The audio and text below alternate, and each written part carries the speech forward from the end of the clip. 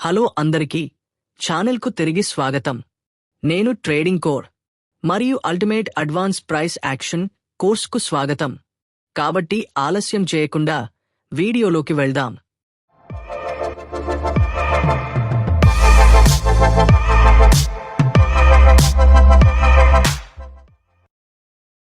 Supply మరియు demand అంటే ఏంటి? ట్రేడింగ్లో సప్లై మరియు డిమాండ్ అనేది ఫైనాన్షియల్ మార్కెట్స్లో ప్రైస్ మూమెంట్స్ను డ్రైవ్ చేసే ఫండమెంటల్ ఎకనామిక్ ప్రిన్సిపల్. ఇది అసెట్ అందుబాటులో ఉన్న అమౌంట్, సప్లై అంటాం కి, మరియు ఇన్వెస్టర్స్ దానిని కొనుగోలు చేయాలి అనుకునే కోరిక, డిమాండ్ అంటాం కి మధ్య ఇన్బ్యాలెన్స్ పై బేస్ అయి ఉంది. ముందు డిమాండ్ అంటే ఏమిటో మాట్లాడుకుందాం. డిమాండ్ అనేది బయర్స్ ఒక పర్టిక్యులర్ ప్రైస్ దగ్గర ఒక అసెట్ను కొనుగోలు చేయాలి అనుకునే సుముఖత. డిమాండ్ సప్లై కన్నా ఎక్కువ ఉంటే ప్రైస్ పెరుగుతుంది. ఇక్కడ మీరు చూడొచ్చు, అసెట్కి ఎక్కువ డిమాండ్ వచ్చినప్పుడు ప్రైస్ రాకెట్ అవుతుంది, మరియు సేమ్ ఆపోజిట్గా సప్లై ఉంటుంది. సప్లై అనేది సెల్లర్స్ ఒక పర్టిక్యులర్ ప్రైస్ దగ్గర ఒక అసెట్ను అమ్మడానికి ఉన్న సుముఖత. సప్లై డిమాండ్ను మించినప్పుడు ప్రైసెస్ పడిపోతాయి. డిమాండ్ జోన్ అనేది ప్రైస్ చార్ట్ పైన ఒక ఏరియా. ఇక్కడ బయింగ్ ప్రెజర్ హిస్టారికల్గా డౌన్వర్డ్ ప్రైస్ ట్రెండ్ను రివర్స్ చేయడానికి చాలా స్ట్రాంగ్గా ఉంది. ట్రేడర్స్ పొటెన్షియల్ బయింగ్ ఆపర్చునిటీస్ను సిగ్నల్ చేయడానికి ఈ జోన్లను ఐడెంటిఫై చేస్తారు. సప్లై జోన్ అనేది ప్రైస్ చార్ట్ పైన ఒక ఏరియా. ఇక్కడ సెల్లింగ్ ప్రెజర్ హిస్టారికల్గా అప్వర్డ్ ప్రైస్ ట్రెండ్ను రివర్స్ చేయడానికి చాలా స్ట్రాంగ్గా ఉంది. ట్రేడర్స్ పొటెన్షియల్ సెల్లింగ్ ఆపర్చునిటీస్ కోసం ఈ జోన్లను చూస్తారు. ఇప్పుడు ట్రేడర్స్ సప్లై మరియు డిమాండ్ను ఎలా యూజ్ చేయగలిగింది మాట్లాడుకుందాం. ట్రేడర్స్ మార్కెట్ డైరెక్షన్ మారే కీ ప్రైస్ లెవెల్స్ను ఐడెంటిఫై చేయడానికి సప్లై మరియు డిమాండ్ అనాలిసిస్ను యూజ్ చేస్తారు. ఇది వారికి ట్రేడ్లో ఎంట్రీ ఎప్పుడు తీసుకోవాలి లేదా ఎగ్జిట్ ఎప్పుడు అవ్వాలి అని డిసైడ్ చేయడానికి హెల్ప్ చేస్తుంది. ఫస్ట్, జోన్స్ను ఐడెంటిఫై చేయడం. ట్రేడర్స్ ప్రైస్ చార్ట్లను ఎనలైజ్ చేసి ప్రైస్ ముందు షార్ప్ మూవ్ చేసిన ఏరియాస్ను ఫైండ్ చేస్తారు. ఇక్కడ మీరు చూడొచ్చు, ఇక్కడి నుండి ప్రైస్లో ఒక షార్ప్ ఫాల్ ఉంది. మనం ఏం చేస్తాం? మనం ఈ ముందు క్యాండిల్ లేదా ఈ రెడ్ క్యాండిల్ను మన సప్లై జోన్గా డ్రా చేస్తాం. ప్రైస్ మొమెంటం పడిపోవడం లేదా పెరుగుదల స్టార్ట్ అయిన లెవెల్ నుండి సప్లై జోన్ను డ్రా చేయడం ముఖ్యమైనది. ఇక్కడ మీరు చూడొచ్చు, ఇక్కడ మనం ఈ సప్లై జోన్ను డ్రా చేశాం. మనం ఏం చేస్తాం? మనం ఒక సప్లై జోన్ డ్రా చేసిన తర్వాత ప్రైస్ జోన్ను రీటెస్ట్ చేసి దాని నుండి రివర్స్ అవ్వడానికి వెయిట్ చేస్తాం. మరియు ఇక్కడ ప్రైస్ నిజంగా ఈ సప్లై జోన్ను రీటెస్ట్ చేయడానికి వచ్చింది అని మీరు చూడొచ్చు. మనం ఏం చేస్తాం? మనం ప్రైస్ నిజంగా ఈ సప్లై జోన్ నుండి రివర్స్ అవ్వడానికి వెయిట్ చేస్తాం.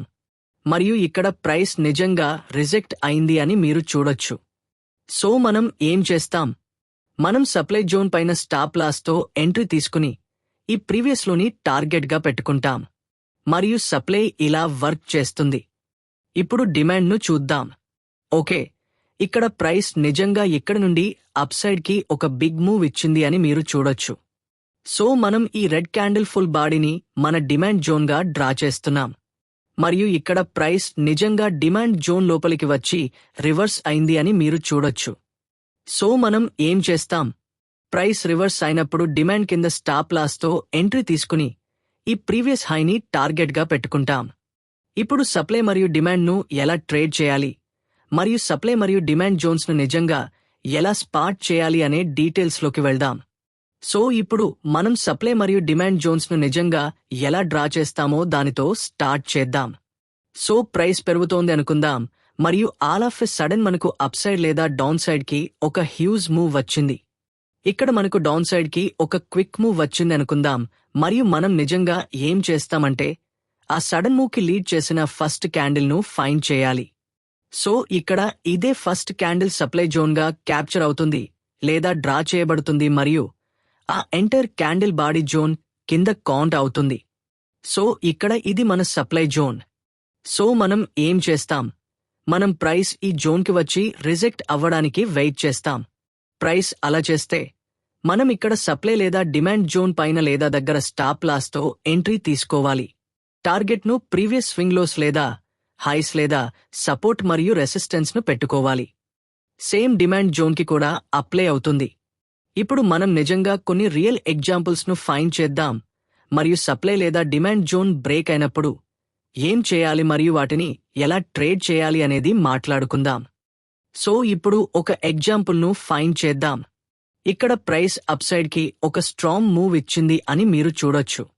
సో మనం ఏం చేస్తాం? మనం ఈ ఎంటైర్ క్యాండిల్ను మన డిమాండ్ జోన్గా డ్రా చేస్తాం. మనం ఈ బాక్స్ను ఎక్స్చేంజ్ చేస్తాం మరియు ఇక్కడ ప్రైస్ ఇక్కడి నుండి రిజెక్ట్ అయింది అని మీరు చూడొచ్చు. మనం ఇక్కడ రిజెక్ట్ అయిన ఈ క్యాండిల్తో స్టాప్ లాస్ను కింద బఫర్ పాయింట్స్తో ఎంట్రీ తీసుకుంటాం మరియు ఈ స్వింగ్ హైని టార్గెట్గా పెట్టుకుంటాం మరియు ఫైనల్గా ప్రైస్ మన టార్గెట్ను హిట్ చేసింది. మరియు నేను ఈ ఒక్క క్యాండిల్ కోసం మాత్రమే జోన్ను డ్రా చేశాను అని మీరు చూడొచ్చు. ఆ ఒక్క క్యాండిల్ కోసం జోన్ను డ్రా చేయడం ముఖ్యమైనది, ఎందుకంటే అది ప్రైస్ రైజ్ లేదా ఫాల్కి లీడ్ చేసిన క్యాండిల్ మరియు ఇక్కడ ఈ క్యాండిల్ ప్రైస్ రైజ్కి లీడ్ చేసింది. సో ఇక్కడ బయర్స్ వారి లిమిట్ ఆర్డర్స్తో స్టెప్పింగ్ ఇన్ అవుతున్నారు అని కన్ఫర్మ్ చేస్తూ మనం దీనిని మన ఇనిషియల్ జోన్గా డ్రా చేస్తాం. అండ్ ఇప్పుడు సప్లై జోన్కి వెళ్దాం. ఓకే, ఇక్కడ మనం ఒక సప్లై స్పాట్ చేశాం. సో మనం ఈ క్యాండిల్కి మన సప్లై జోన్గా డ్రా చేస్తాం. ఇది ప్రైస్ ఫాల్కి కారణం అని కన్ఫర్మ్ చేసుకోండి. మనం ఈ గ్రీన్ క్యాండిల్కి కూడా సప్లై జోన్ను డ్రా చేయొచ్చు. మనం దీనిని మన సప్లైగా డ్రా చేశాం అనుకుందాం. మరియు ఇక్కడ ప్రైస్ ఒక ఎంట్రీ ఇచ్చింది కానీ క్యాప్చర్ చేయడానికి చాలా తక్కువ పాయింట్స్ మాత్రమే ఉంది అని మీరు చూడొచ్చు. సో మోస్ట్లీ కొన్ని టైమ్స్ కొంతమంది ట్రేడర్స్ ఫాల్ అవుతున్న క్యాండిల్ బిగినింగ్లో డ్రా చేస్తారు. ఇక్కడ ఇది ఫాల్ అవుతున్న బిగినింగ్ క్యాండిల్. సో మనం సప్లై జోన్ను ఈ క్యాండిల్కి డ్రా చేశాం. మీరు ప్రీవియస్ క్యాండిల్కి లేదా ట్రెండ్ క్యాండిల్ స్టార్టింగ్కి డ్రా చేయొచ్చు. ఇక్కడ మనం ట్రెండ్ క్యాండిల్ స్టార్టింగ్కి డ్రా చేశాం మరియు ప్రైస్ ఇక్కడ ఒక ఫేక్ బ్రేక్అవుట్ ఇచ్చింది అని మీరు చూడొచ్చు. మరియు ప్రైస్ సప్లై కింద క్లోజ్ అయింది మరియు మనం స్టాప్ లాస్తో 1 గంట 1 నిమిషం టార్గెట్గా ఎంట్రీ తీసుకున్నాం. ఇప్పుడు సప్లై లేదా డిమాండ్ బ్రేక్ అయితే ఏం చేయాలో చూద్దాం. లెట్స్ సే ఓకే, ఇక్కడ మనం ఒక సబ్ డిమాండ్ సప్లైగా మారడం ఫైండ్ చేశాం. సో ఇక్కడ ప్రైస్ ఇక్కడి నుండి అప్సైడ్కి ఒక బిగ్ మూవ్ ఇచ్చింది అని మీరు చూడొచ్చు. సో ఇది మన డిమాండ్ జోన్ అవుతుంది. ఈ ఏరియా మన డిమాండ్ జోన్ మరియు ప్రైస్ డిమాండ్ జోన్ కింద బ్రేక్ అయ్యి క్లోజ్ అయింది అని మీరు చూడొచ్చు. ఇది సెల్లర్స్ బయస్ కన్నా చాలా స్ట్రాంగర్ అని, వారిని వార్లో ఓడించి మార్కెట్పై కంట్రోల్ తీసుకున్నారు అని ఇండికేట్ చేస్తుంది. మరియు ప్రైస్ నిజంగా సప్లైగా కన్వర్ట్ చేసిన డిమాండ్ జోన్ను రీటెస్ట్ చేయడానికి వచ్చింది అని మీరు చూడొచ్చు. మరియు ప్రైస్ సప్లైని లేదా కన్వర్ట్ అయిన డిమాండ్ జోన్ను రీటెస్ట్ చేయడానికి వచ్చినప్పుడు, ప్రైస్ రీటెస్ట్కి వచ్చి రిజెక్ట్ అయినప్పుడు ఎంట్రీ తీసుకోవాలి అని మీరు చూడొచ్చు. ఇక్కడ ప్రైస్ నిజంగా రీటెస్ట్ చేయడానికి వచ్చి రిజెక్ట్ అవుతుంది. సో మనం ఈ లెవెల్స్ను స్టాప్ లాస్ మరియు టార్గెట్గా ఎంట్రీ తీసుకుంటాం. ఈ లెవెల్స్ స్టాప్ లాస్ మరియు టార్గెట్. ఇది మన ఎంట్రీ పొజిషన్ మరియు ప్రైస్ నిజంగా మన టార్గెట్ను హిట్ చేసింది అని మీరు చూడొచ్చు. సో సప్లై లేదా డిమాండ్ బ్రేక్ అయితే ఏం జరుగుతుంది? ఒక సప్లై లేదా డిమాండ్ జోన్ బ్రేక్ అయితే మార్కెట్ సెంటిమెంట్లో ఒక సిగ్నిఫికెంట్ షిఫ్ట్ను సిగ్నల్ చేస్తుంది మరియు న్యూ ట్రేడింగ్ ఆపర్చునిటీస్ను ఇవ్వగలదు. ప్రీవియస్ స్ట్రాంగ్ జోన్ను బ్రేక్ చేస్తూ ప్రైస్ వెళ్లడం ఆపోజిట్ సైడ్ నుండి ప్రెజర్స్ స్ట్రాంగ్గా అయ్యాయని ఇండికేట్ చేస్తుంది. సో ఇక్కడ ఈ సిట్యుయేషన్లో మన డిమాండ్ బ్రేక్ అయింది. ఇది ట్రెండ్ వీకెండ్ అవుతుందని ఇండికేట్ చేస్తుంది. ఒక డిమాండ్ జోన్ బయస్ ముందు ఒక డౌన్ ట్రెండ్ ప్రైస్ మూవ్ను రివర్స్ చేయడానికి స్ట్రాంగ్గా ఉన్న ఏరియాని రిప్రజెంట్ చేస్తుంది. కానీ ప్రైస్ ఈ జోన్ కింద బ్రేక్ అయితే బయింగ్ ప్రెజర్ ఎగ్జాస్ట్ అయింది మరియు సెల్లర్స్ ఇప్పుడు కంట్రోల్లో ఉన్నారు అని సిగ్నల్ చేస్తుంది. ఇది వీకెనింగ్ ట్రెండ్కి ఒక సిగ్నల్ మరియు అక్కడ న్యూ సెల్లింగ్ ఆపర్చునిటీస్ వస్తాయి. బ్రేక్అవుట్ ఒక న్యూ సెల్ ట్రేడ్కి సిగ్నల్ అవ్వగలదు, ఎస్పెషల్లీ ఫర్ బ్రేక్అవుట్ ట్రేడర్స్. నేను మీకు చెప్పినట్లు ప్రైస్ నిజంగా ఈ డిమాండ్ జోన్ను బ్రేక్ చేసినప్పుడు కూడా మీరు ఎంట్రీ తీసుకోగలరు. ఓకే, నేను అది మెన్షన్ చేయలేదు కానీ మళ్ళీ చెప్తున్నాను. ప్రైస్ డిమాండ్ లేదా ఒక సప్లై జోన్ను బ్రేక్ చేసినప్పుడు కూడా మీరు ట్రేడ్ తీసుకోగలరు మరియు బ్రేక్అవుట్ మూవ్ను క్యాప్చర్ చేయొచ్చు. మరియు ఇక్కడ ప్రైస్ నిజంగా రెండింటి టార్గెట్ను హిట్ చేసింది మరియు అంత సింపుల్ అది. మీరు బ్రేక్అవుట్ ట్రేడింగ్ కోసం కూడా సప్లై మరియు డిమాండ్ను ట్రేడ్ చేయొచ్చు. మరియు ఫెయిల్డ్ సపోర్ట్ ఇప్పుడు రెసిస్టెన్స్గా మారింది. కొన్ని కేసెస్లో బ్రోకెన్ డిమాండ్ జోన్ లేదా ప్రీవియస్గా సపోర్ట్ లెవెల్ ఫ్లిప్ అయ్యి ఒక న్యూ సప్లై జోన్గా యాక్ట్ చేయగలదు. ఇప్పుడు మీరు చూస్తున్నట్లు సపోర్ట్ ఇప్పుడు రెసిస్టెన్స్గా మారి ప్రైస్ని ఇంకా కిందకి పడేలా చేసింది. సో ఇప్పుడు సప్లై జోన్ బ్రేక్ అయినప్పుడు ఎలా ట్రేడ్ చేయాలో మాట్లాడుకుందాం. ఓకే, మీరు చూడొచ్చు చార్ట్ డౌన్టర్న్లో ఉంది మరియు అప్ట్రెండ్కి కన్వర్ట్ అయింది. కానీ క్లోజ్లీ చూస్తే ఇది మన సప్లై జోన్ అని మరియు ప్రైస్ బ్రేక్ చేసి అప్సైడ్ పైన క్లోజ్ అయింది అని మీరు చూడొచ్చు. ఇది ట్రెండ్ స్ట్రాంగ్ అవుతుందని ఇండికేట్ చేస్తుంది. ఒక సప్లై జోన్ సెల్లర్స్ ముందు ఒక అప్వర్డ్ ప్రైస్ మూవ్ను రివర్స్ చేసిన ఏరియా. ఈ జోన్ పైన బ్రేక్ అవ్వడం బయింగ్ ప్రెజర్ సెల్లర్స్ను ఓవర్వెల్మ్ చేసింది అని సిగ్నిఫై చేస్తుంది. ఇది బుల్లిష్ స్ట్రెంగ్త్ ని సజెస్ట్ చేస్తుంది. ఇప్పుడు ఇక్కడ న్యూ బయింగ్ ఆపర్చునిటీ వచ్చింది.